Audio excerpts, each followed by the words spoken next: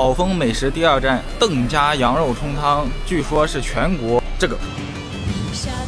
走进汤巷街，它这一条街是一条非遗美食街。我们今天来要吃一个羊肉冲汤，那不会到了吧？那排队是不是就是？阿姨，那前面排队呢，是不是就是那个邓家？咦，外边那么多人站一片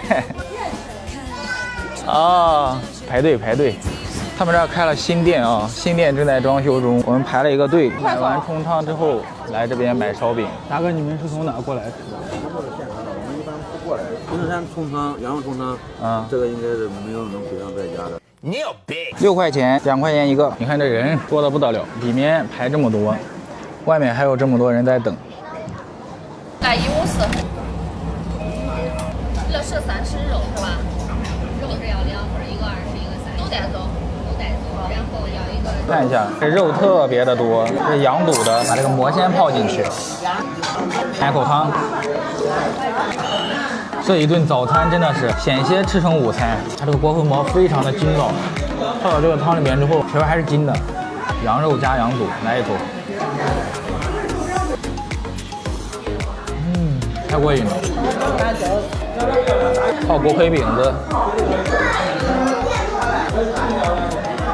锅盔馍全部泡到里边，这个羊肉汤真的是酒香不怕巷子深，它这真的是肉香不怕巷子深。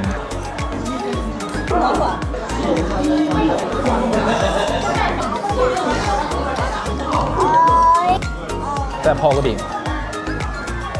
这个饼的块要尽量掰的小一点，然后这样才能更入味。再长点羊油辣椒，来点醋。这一碗太美了。这肉太多了，吃半天了，跟外面卖的一整碗的羊肉汤的肉差不多。